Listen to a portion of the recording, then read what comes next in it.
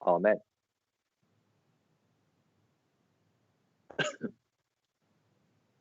Amen. Hallelujah. In the name of our Lord Jesus Christ, I speak. 哈利路亞，奉主耶穌聖名講話。Firstly, I give thanks to God that your brother has another opportunity to share some words of encouragement with you on this holy Sabbath day. 首先感謝神嘅就係讓小弟能夠有呢個機會喺呢個安息日裏邊同大家一齊去分享神嘅話語。We ask that the grace and the abundant blessings from our Father in heaven be with all our brothers and sisters as we begin our worship on the Sabbath day. 求神從天上嚟嘅各樣豐富嘅恩典，能夠與我哋今日眾弟兄姊妹同在。So the Sabbath day we know is a holy day. 我哋知道安息日係一個嘅聖日。It is a day that has been separated out from the rest of the week. 就係呢一日，神將呢一日同其他嘅日子分別為聖嘅。Just like us today. 就好似今日我哋呢一日嘅一樣。We too have been separated from the world as his children. 我哋同樣嘅，亦都係與世人分別出嚟作為神嘅兒女。And to be separate means that we are different. 即係話我哋與世人係有所分別。Which means how we conduct ourselves should also be different to those around us. 所以我哋喺眾人當中，我哋嘅行事為人，亦都要與他人有所分別。Which means that when we find that we are actually no different to those around us. 所以如果我哋覺得我哋同其他人係冇分別嘅時候， then we use and we are reminded through the words of God as to how we should be conducting ourselves. 咁我哋就需要藉着神嘅話語去提醒我哋應該如何行事為人。So it is important we know how we ought to act and more importantly speak and encourage one another. 所以唔單止我哋嘅行事為人，就算我哋嘅話語點樣藉着我哋嘅言語去互相鼓勵咧？ This is particularly important because we are, of course, still seeing less of each other.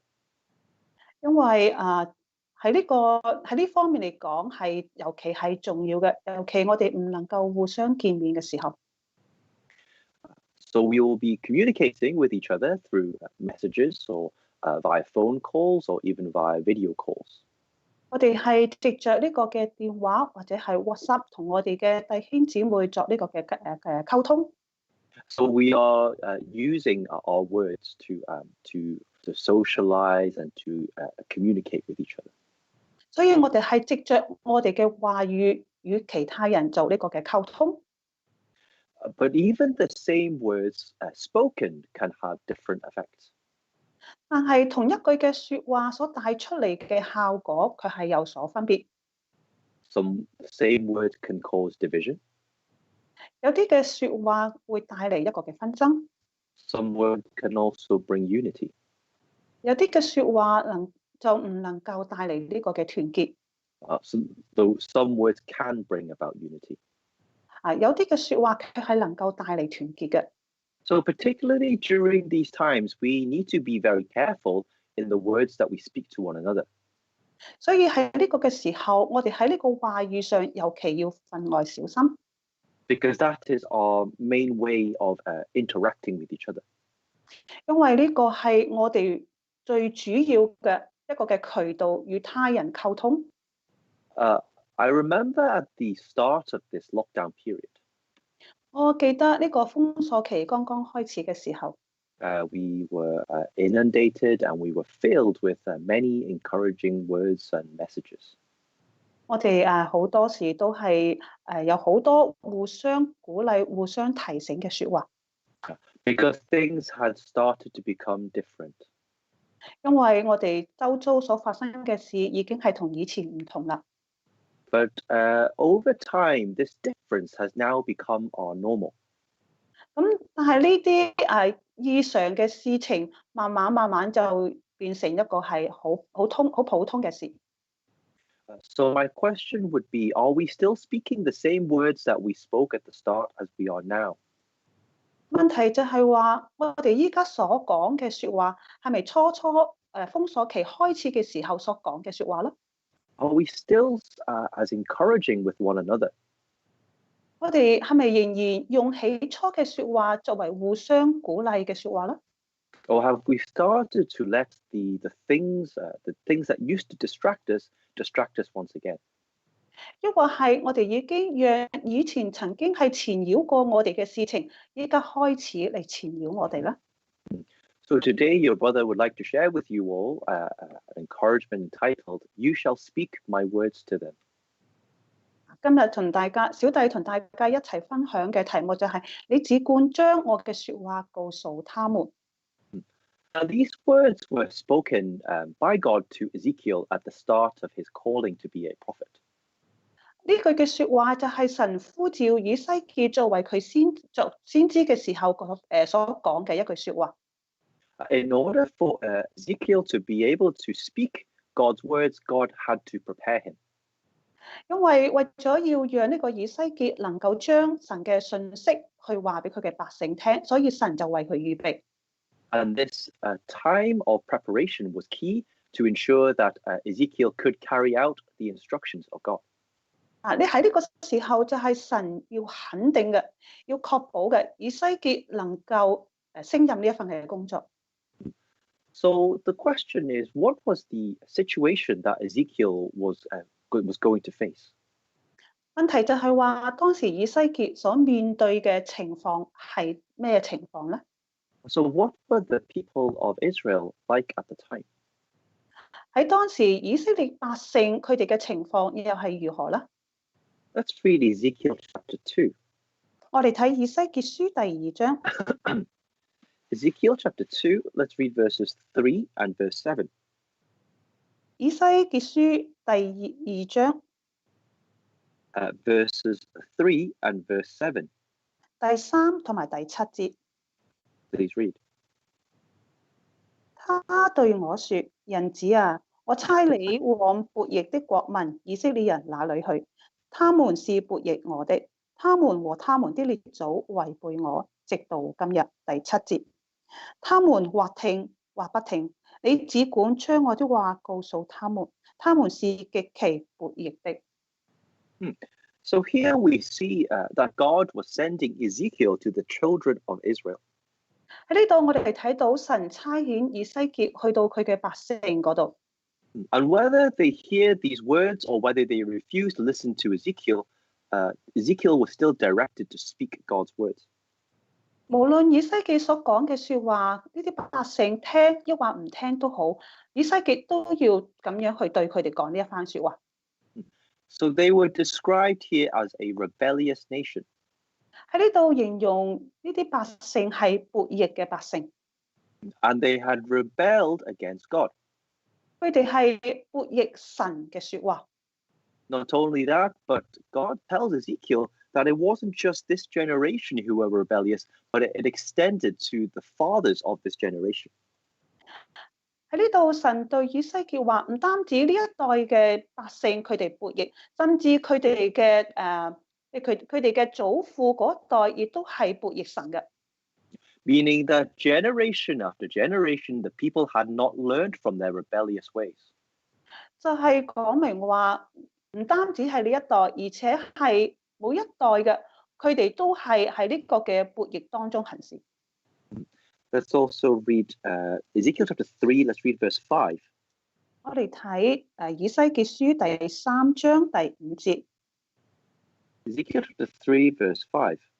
以西結書第3章第5節，你奉差遣不是往那說話深奧、言語難懂的民那裏去，乃是往以色列家去。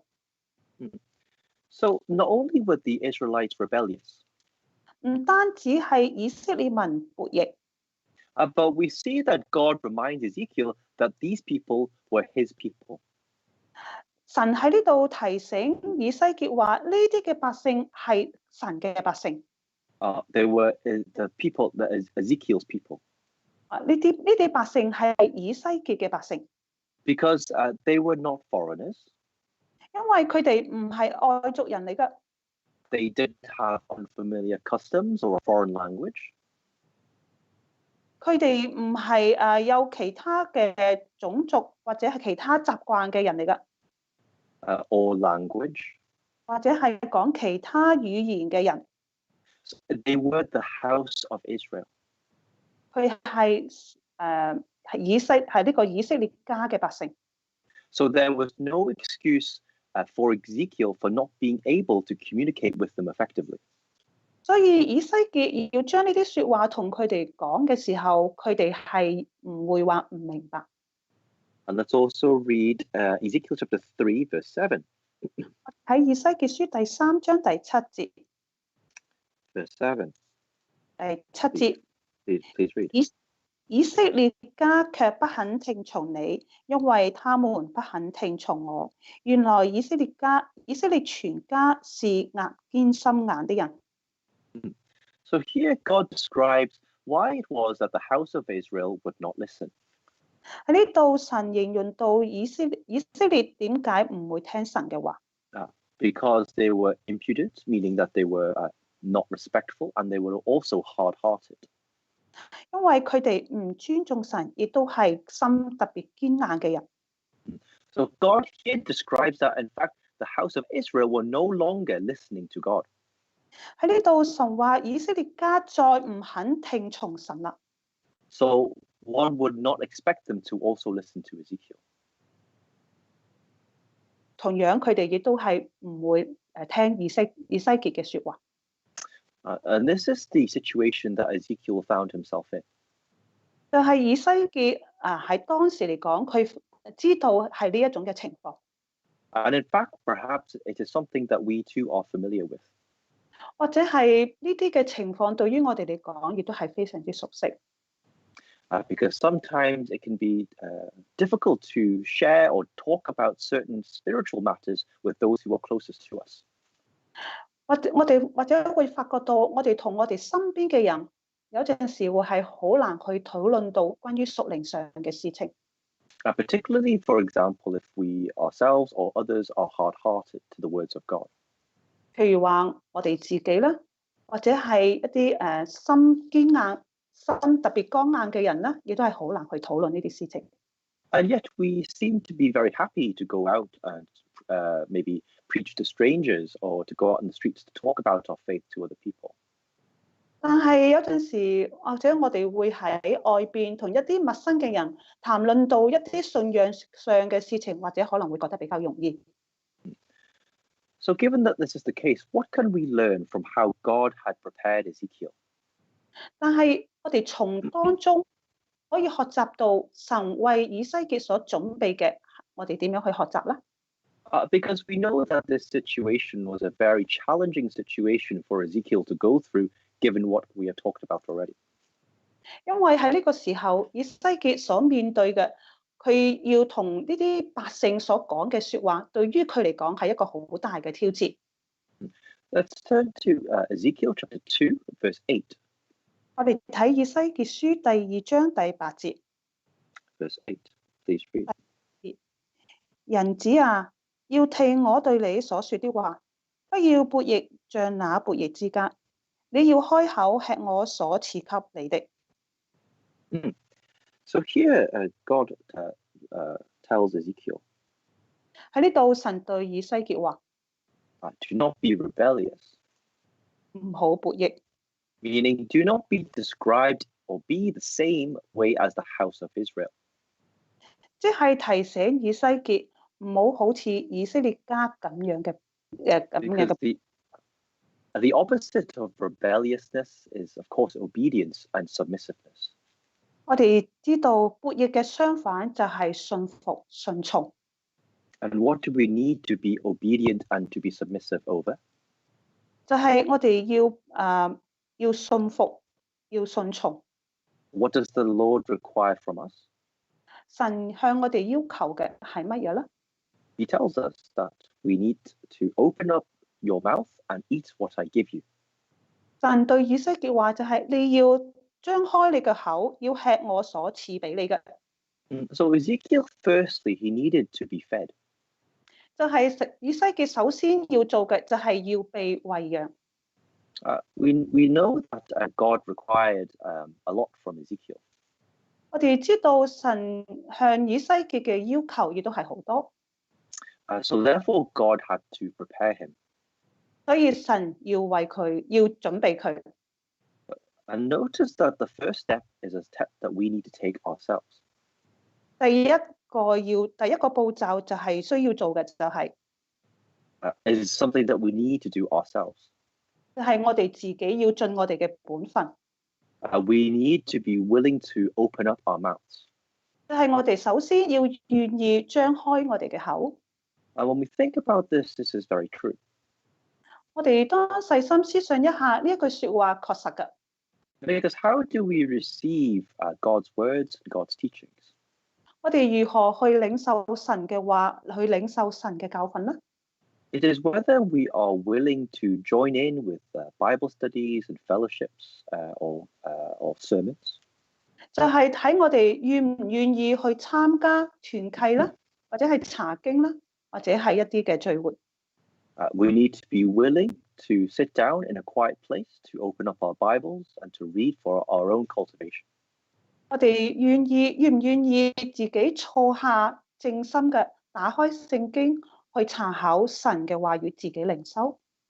In this climate, we've also had to learn how to use technology in order to access our services. 喺呢個嘅非常期間，我哋學習到如何去上網去參加呢個嘅線上嘅聚會。 And we choose to do these things instead of the things that perhaps we would prefer or we may wish to spend time on. 咁我哋會唔會將呢啲喺線上聚會嘅時間，我哋會諗下，我寧願將呢啲嘅時間去做其他事情呢？ So if we wish to receive the words of God, it requires an effort from us so that we may receive what God wishes to give to us. 所以我哋要去領受神嘅説話，首先嘅就係我哋要願意作出一定嘅犧牲，去領受神俾我哋嘅話語。 And in fact, it is not a sacrifice. 但係我哋仔細諗下，其實呢啲唔係一種嘅犧牲。 Because when we choose to spend time with God, it says here that God will feed us. 喺呢度話俾我哋聽，如果我哋願意將呢啲嘅時間去俾神嘅話，其實就係神係餵養我哋嘅時候， And then we will eat what he gives us. 我哋就能夠去食神所賜給俾我哋嘅。 So therefore, we should not look lightly on the chance to spend more time with God. 所以我哋唔好將一啲可以同神一齊去親近神嘅時間，我哋唔好看輕。 Because when we open up our mouths, then he will personally provide us with what we need. 因為當我哋願意開口嘅時候，神就會賜給我哋需要嘅事情。 Let's turn to Psalms 119. 我哋睇詩篇119篇。 Psalms 119, verses 130 to 132. 詩篇119篇130到132節。 Please read. 130節，你啲言語一解開就發出亮光，使愚人通達。131節，我張口而氣喘，我切慕你的命令。132節，求你轉向我，憐憫我，好像你素常待那些愛你名的人。 So we too need to be like the psalmist here. 我哋需要好似呢度嘅詩人一樣。 That when we open our mouths, we are truly desiring and needing his words. 我哋將一開口嘅時候，就能夠切摸到神所俾我哋嘅命令。 The way we do this is by realizing how the words of God can bring light to our lives. 我哋咁樣做嘅時候，就能夠體會到神嘅說話如何發出呢個亮光。 It can bring meaning, it can bring understanding. 能夠發出呢種嘅佢嘅說話嘅意義，同埋佢發出呢句說話嗰個嘅標準。 It can reveal to us the extent of God's love for us. 就能夠向我哋顯明神對我哋嘅旨意同埋俾我哋嘅標準係乜嘢。And therefore, when we are taught and reminded about the commandments or the teachings of God, we need to thirst and pant for these words. 所以當我哋去學習神嘅命令、神嘅話語嘅時候，首先我哋係要開口去學習去神嘅話語。We need to thirst for the words of God. 首先我哋需要嘅就係要切慕神嘅話語。Meaning that we need to desire the words of God more and more. 意思就係話，我哋係要更加去渴望神嘅命令。Rather than being averse to it or against it in some ways. 唔係話只係單單喺度學慕而已。Because sometimes we may hear words or teachings that prick our hearts and our conscience. 有陣時我哋聽到神嘅話語會扎心。Perhaps these words we find difficult to listen to. 或者我哋會覺得呢啲嘅説話係好難去接受。And in a very natural way, we try to find ways to not hear or to make excuses that these words actually are not relevant to us. 有陣時我哋會為自己俾一個嘅藉口，就係話呢啲嘅話語唔係對我講嘅，或者對其他人會更加適合。We may justify ourselves and say, oh, actually, I am not as bad as this person or that person. 或者我哋會為自己講説話，就係話我都冇其他人咁差。But then that is judging according to a standard that we have set for ourselves. 咁我哋咁樣諗、咁樣講，只係話我哋憑着我哋自己個人所定嘅標準而去講出呢啲嘅説話。But this is not the standard of God. 但係呢啲卻唔係神嘅標準。But the power of God's words are that it can bring light into our lives. 神嘅説話能夠將我哋嘅生命帶嚟呢個嘅亮光。Light could mean it brings illumination or understanding. 呢個嘅亮光能夠讓我哋明白，讓我哋能夠看清。But it can also mean that it brings us into the light from darkness. 亦都係能夠讓我哋從呢個黑暗中進入呢個光明裏面。Because it says here that it brings about understanding. 喺呢度話俾我哋聽，神嘅説話讓我哋能夠明白。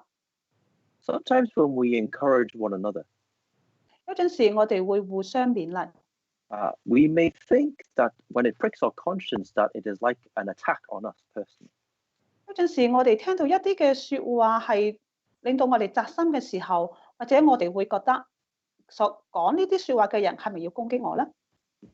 But if actually we speak his words to one another, 但係如果我哋能夠以神嘅説話互相去談論嘅時候， then in fact what these words are doing are to remind us of what we lack. 其實呢啲嘅説話就係去補足我哋所缺乏嘅。Or whether there are ways that we can improve ourselves to be better. 或者係能夠喺我哋一啲不足嘅地方、軟弱嘅地方上能夠得到改善。And this is to bring about understanding. 呢個就係能夠令到我哋通達啦。The teachings and commandments of God are therefore not an inconvenience for us. 所以神嘅説話、神嘅誡命唔係話令到我哋覺得有啲唔舒服。Needing to observe the Sabbath day fully. 譬如話，我哋係要遵守呢個全安息日。Not coveting the things that other people may have. 或者唔係其他人係能夠做得到嘅事。Not coveting or not desiring the things of others. 或者係一啲人嚟講，佢哋冇咁嘅心去想咁樣做。Or perhaps not worshipping idols, which can take many forms. 或者呢個拜偶像嘅事情，其實係可以以好多種嘅形式，其實係拜偶像嘅。For example, following the trends of the world. 譬如話，我哋跟隨呢個世界嘅潮流啦。Or anything that takes your heart away from God. 或者係一啲能夠奪去我哋嘅心嘅事啦。These teachings are not an inconvenience. 呢啲嘅事情對於我哋嚟講，或者係好唔方便。They are constant reminders to us in how we should live as a child of God. 因為呢啲事情常常會提醒我哋如何過我哋嘅生活，能夠係呢個神嘅意志。And if we have this understanding and we have this mindset, 如果我哋有呢一種嘅明白，有呢一種嘅了解嘅話， and we desire to be better than we are, 我哋就會要求自己要做得更好。and then we will pant for the commandments and the teachings given to us by God. 我哋就能夠去得到神俾我哋嘅命令同埋俾我哋嘅話語。When you pant and you are thirsty, what is it that you do? 當你係渴慕或者係好希望神嘅話語嘅時候，你需要點樣做咧？ You go looking for water. 你就係要走去有水嘅地方。So are we thirsty for God's words? 就係話我哋係渴慕神嘅話語。Are we always on the lookout to fulfill and to satisfy this thirst and longing for the words of God? 我哋會尋找不同嘅辦法，令到我哋呢種飢渴慕義嘅心能夠得到飽足。We ask that the Lord gives us a heart to understand the importance of desiring His words. 我哋求神俾我哋能夠明白呢種渴慕神嘅心、渴慕神嘅話語呢個嘅意義。We need to remember that the first step is ours. 我哋首先要知道嘅第一點，我哋需要做嘅就係我哋自己要盡我哋嘅本分去做。Let's turn back to Ezekiel chapter 3. 我哋睇翻嚟以西結書第3章。Ezekiel chapter 3, let's read verses 1 and 2. 以西結書第3章第1到第2節。Please read. 他對我說：人子啊，要吃你所得的，要吃這書卷，好去對以色列家說。第2節，於是我開口，他就使我吃這書卷。So here we see what happens after God commands Ezekiel to open his mouth. 喺呢度我哋睇到，當神吩咐以西結要開口嘅時候，跟住所發生嘅事。He needed to eat what he found. 佢要食佢所尋找到嘅。Eat the scroll and then go and speak to the house of Israel. 就係要吃這書卷，好去對以色列家說。And you find that after Ezekiel opened his mouth, God caused Ezekiel to eat the scroll. 我哋知道，當以西結佢開口嘅時候，神就使以西結吃這書卷啦。So not only did Ezekiel open his mouth, 所以係咪以西結淨係開口就咁簡單啦？ he then needed to look for the thing that he needed to consume. 佢要去尋找佢要消化嘅事。And then whatever he found, he needed to consume it. 就係話佢無論得到嘅係乜嘢嘢都好，佢都要從中去得到呢個嘅明白消化。And this is another reminder for us today. 呢個亦都係對於我哋今日嚟講一個好好嘅提醒。Because sometimes we feel that we can only be fed by other people.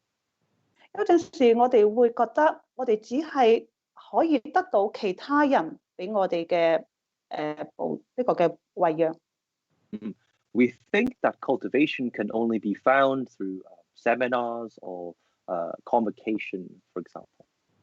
我哋可能會覺得話，我哋要靈修只係可以藉着一啲嘅講習會或者係靈恩會。Or perhaps it is only certain people like deacons or preachers who can provide this nourishment. 或者係只係可以呢啲嘅執事或者係傳道先至可以將呢啲嘅靈修嘅靈糧俾我哋。And of course, without a doubt that these events or individuals are able to provide us with much nourishment. 當然嘅，毫無懷疑嘅。呢啲嘅執事或者係傳道，佢哋能夠將呢啲嘅話語去餵養我哋。But if we purely rely on other people or other events in order to nourish us, then we neglect our own self-cultivation. 如果我哋只係單單去靠其他人或者係一啲嘅講習會，先至可以係讓我哋得到嗰個靈修嘅話，或者我哋會有一啲嘅而疏忽咗我哋自己個人嘅靈修。So we should not look down on what we ourselves are able to nourish ourselves with. 所以我哋係唔可以去輕看咗我哋自己個人嘅靈修呢種嘅能力。Nor should we perhaps look at who is the one speaking these teachings. 或者我哋亦都唔好喺度睇下究竟呢一次嘅教訓係由邊一個人嚟講啦。It could be a brother or a sister, a deacon or a preacher. 或者係一啲嘅弟兄或者姊妹或者傳道或者係執事。Because if they are speaking the words of God to us, 如果佢哋係講嘅係神嘅話語， then we ought to listen. 我哋就需要去聆聽。Because we need to eat what we find. 因為呢度就係我哋要去消化我哋所揾到嘅，個意思就係呢一度。Let's turn to 1 Corinthians chapter 2. 我哋睇哥林多前書第2章。1 Corinthians chapter 2, let's read verses 10 to 12. 哥林多前書第2章第10到第12節。Please read. 只有神藉着聖靈向我們顯明了，因為聖靈參透萬事，就是神深奧的事也參透了。第11節，除了在人裏頭的靈，誰知道人的事呢？像這樣，除了神的靈，也沒有人知道神的事。第12節，我們所領受的並不是世上的靈，乃是從神來的靈，叫我們能知道神開恩賜給我們的事。The Holy Spirit reveals to us the things that God desires for us to know. 神嘅靈係向我哋去能夠參透神要向我哋顯明嘅事情。So in fact, but when we receive the Holy Spirit, we already possess the tool in order to learn more about the things of God. 所以當神賜聖靈俾我哋嘅時候，就係話俾我哋聽，其實我哋係可以自己去學習神嘅道理嘅。It is the same Holy Spirit that dwells in all of us. 就係話呢個嘅聖靈係能夠讓我哋能夠去明白。It is the same Spirit, Holy Spirit, that dwells in each one of us. 就係同一個嘅聖靈居住喺我哋每一個人嘅心中。So we all have the ability to know the things that God has given to us freely. 所以我哋係能夠每一個人都有呢種嘅能力去明白神嘅事情。And if we are yet to receive the Holy Spirit, 如果我哋仲未得到聖靈嘅， then of course we need to ask God for this all the more. 我哋當然係要祈求聖靈去加添，去賜我哋聖靈。When we search for His teachings, 當我哋去查考呢啲嘅教訓嘅時候， we find that we receive from God Himself. 我哋就會發覺到我哋係能夠從神嗰度去領受。Because it tells us that He feeds us. 因為呢啲嘅話語就係向我哋訴說，亦都係去餵養我哋。This is in contrast to later on in Ezekiel chapter 34. 喺呢個嘅以西結書34節講到嘅係啱啱一個相反。Let's turn to Ezekiel chapter 34, verse 2 and verse 8. 我哋睇以西結書34章。Verses 2 and verse 8. 第2同埋第8節。Please read. 人子啊，你要向以色列的牧人發預言，攻擊他們，說：主神如此說：和在以色列的牧人只知牧養自己，牧人豈不當牧養群羊嗎？第8節。主神說：我指着我的永生起誓，我的羊因冇牧人就成為掠物，也作了一切野獸的食物。我的牧人不尋找我的羊，這些牧人自知牧養自己，並不牧養我的羊。So what is the difference here? 喺呢度所帶出嚟嘅分別係乜嘢咧？ Because the context here is still about feeding, it is still about nourishment. 喺呢度亦都從呢個字面上嚟睇，亦都係講到呢個嘅牧養同埋呢種嘅進食。But the difference is that the shepherds of Israel here were only feeding themselves. 但係呢度講到以色列嘅牧者，佢哋只係識得去牧養自己。When they should have been feeding the flocks or the people of Israel. 當佢哋應該去餵養以色列百姓、神嘅百姓嘅選民嘅時候， because they did not feed the flock. 因為佢哋冇去牧養神嘅群羊。The flock then became prey. 咁呢個嘅呢啲群羊就變成呢個係好飢餓啦。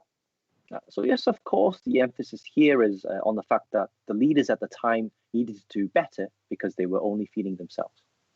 喺呢度，我哋睇到當時嘅牧者，佢哋只係識得去牧養自己。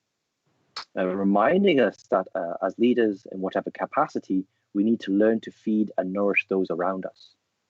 所以喺俾我哋可以讓我哋學習到嘅就係，作為一個牧者嘅，我哋應該盡我哋自己嘅所能去牧養神嘅百姓。Whilst we are now in our current family units. 喺呢度喺依家我哋一家人喺呢個家中嘅時候， we need to learn to feed one another with God's words. 我哋係必須要學習以神嘅話語去互相餵養。Because we need to protect and nourish one another. 因為我哋係需要彼此保護同埋互相做呢個嘅靈修功夫。We should not be like the leaders of Israel who only wanted to feed themselves. 我哋唔好好似以色列當時嘅牧者咁樣，只係識得牧養自己。And whether we feed ourselves or whether we feed others is dependent on our motivation when we speak such words. 當我哋要去牧養他人嘅時候，或者係牧養自己嘅時候，好多時都係睇當時我哋有冇呢種嘅靈感。It depends on what our motivation is when we speak these words. 亦都係睇我哋當時嗰個動機係乜嘢。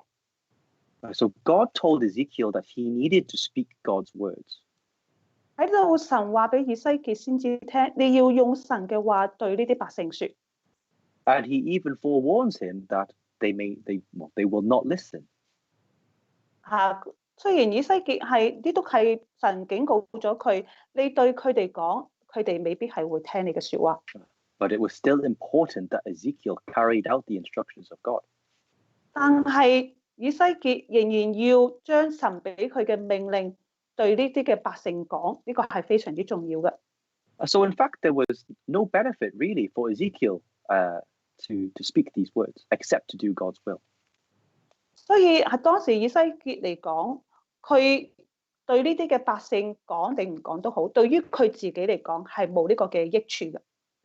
Because the words that he speaks were for the benefit of the people in order for them to be obedient to God. 因為神要託付佢所講嘅說話係對以色列百姓嘅好處。But when we are nourishing ourselves, 當我哋去牧養自己嘅時候， or when we speak words to build ourselves up, for example, 當我哋用神嘅說話去餵養我哋自己嘅時候， or to bring us into the favor of other people, 或者係讓我哋自己更加得到別人嘅愛戴嘅時候， or maybe we use the words of God to defend our actions. 或者我哋用一啲嘅說話去維護自己嘅時候， In an inappropriate way. 係以適當嘅說話， Inappropriate. 係唔係咁適當嘅時候， Then it is the benefit is only self-seeking. 呢種嘅利益只係帶嚟自己個人嘅利益。 Then we will be no better than the shepherds of Israel. 咁我哋同呢啲當時以色列嘅牧者嚟講，我哋都唔係好過佢哋。May God give us the wisdom so that we are able to discern for a good and proper motivation when speaking the words of God to one another. 所以求神俾我哋有呢種嘅智慧，讓我哋能夠識得用神嘅話語去作為大家互相勉勵。Let's turn to back to Ezekiel chapter 3, verse 3. 我哋睇翻嚟以西結書第3章第3節。Please read. 第3章第3節，又對我說：人子啊，要吃我所賜給你的這書卷，充滿你的肚腹，我就吃了，口中覺得其甜如蜜。So here we see how God encourages Ezekiel after he has eaten the scroll. 喺呢度，當以西結先知佢食咗呢個嘅書卷之後，神喺度鼓勵以西結。God tells him to feed his belly. 神對佢話：呢啲嘅書，呢個書卷要充滿你嘅肚腹。And to fill his stomach with the scroll that God had given him. 係就係要以神嘅説話、神嘅書卷嚟充滿佢嘅肚腹。And so for Ezekiel, this was wonderful and sweet. 咁以西結吃咗之後，佢就覺得口中其甜如蜜。I noticed that when God tells Ezekiel to fill his stomach, this means that there was no room for much more. 喺呢度，我哋發覺到，當神要呢個以西結去食呢個書卷嘅時候，佢食咗之後，其實佢個肚已經係好飽滿啦。This could refer to the fact that when we receive God's words, then we don't need anything outside the fundamental teachings or doctrines that we have learned. 亦都或者係話俾我哋聽，當我哋用神嘅話語、神嘅教訓、佢嘅教義充滿我哋嘅時候，我哋係唔需要唔再需要有其他嘅説話嚟充滿我哋。And the second is that God's words and teachings are sufficient for us. 同埋神嘅教訓、神嘅話語已經係非常之足夠啦。We do not need to look for things to add to it because his words are already enough to satisfy us. 我哋唔需要再去尋找其他嘅事情，因為神嘅話語實在係夠我哋所用。And the words of God fill us up so that there is no room to fill ourselves up with any more, for example, worldly matters. 所以我哋當有神嘅書卷充滿喺我哋嘅肚腹嘅時候，我哋唔需要再依靠世上嘅一切嘅事情。Meaning that we are always focused on God's words and his ways. 即係話我哋係專注喺神嘅話語同埋神嘅道路上。And this is what nourishes our spiritual bodies. 我哋知道呢個嘅靈修 ，sorry 聽唔到。And this is what then nourishes our spiritual bodies. 呢個就係去靈修我哋呢個屬靈嘅身，呢個屬靈嘅身體。But we need to be willing to give ourselves entirely to this and to meditate on his words. 但係我哋必須要做嘅就係，我哋要完完全全咁樣去思想神嘅話語。Let's turn to 1 Timothy chapter 4. 我哋睇提摩太前書第4章。1 Timothy chapter 4, verses 13 to 16. 提摩太前書第4章verses 13 to 16. 13到16節。Please read. 你要以宣讀、勸勉、教導為念，直等到我來。第14節。你不要輕忽所得的恩賜，就是從前藉着語言，在眾長老按手的時候給你的。第15節。這些事你要殷勤去做，並要在此專心，使眾人看出你的長進樂。第16節。你要謹慎自己和自己的教訓，要在這些事上恒心，因為這樣行又能救自己，又能夠聽你的人。So let us be willing to be mindful of ourselves and also the doctrine. 所以要讓我哋自己係願意去被提醒，同埋以呢個嘅神嘅話語去提醒我哋。In fact, Paul encourages Timothy in verse 13 that he needs to give attention to reading, exhortation, and doctrine. 喺呢度保羅對提摩太所提醒嘅就係話，你要以宣讀、勸勉、教導為念。We need to be willing to allow God to fill our hearts. 就係話我哋要願意讓神嘅話內住喺我哋心中。We need to come before God so that He can fill our minds and our lives with His teachings and His words. 我哋要願意嚟到神嘅面前，讓神嘅話語去內住喺我哋嘅心中，同埋去指導我哋嘅人生。Not only will it then bring benefit for us, 咁樣唔單止係對我哋自己係有益處， but then it will also be able to bring benefit those around us who hear our words. 亦都係對於我哋身邊嘅人，佢哋聽到我哋所講嘅説話，同樣得到益處。So may we ask God to allow us and to remind us the example of Ezekiel. 我哋求神，讓我哋能夠從呢啲嘅模範當中得到呢個益處。The passages and the verses here reminds us. 喺呢啲嘅經節裏邊去提醒我哋， We need to speak God's words to one another. 我哋係必須要彼此去談論神嘅話語。In order to do this, we need to firstly be willing to open up our mouths. 為咗要讓我哋能夠咁樣做，我哋首先嘅係必須要願意打開我哋嘅口。To look for God, to look for His words, and then to consume what we find. 去仰望神，同埋去仰望神嘅話語。And then consume what it is that we find. 就能夠去消化到我哋去尋找到嘅神嘅話語。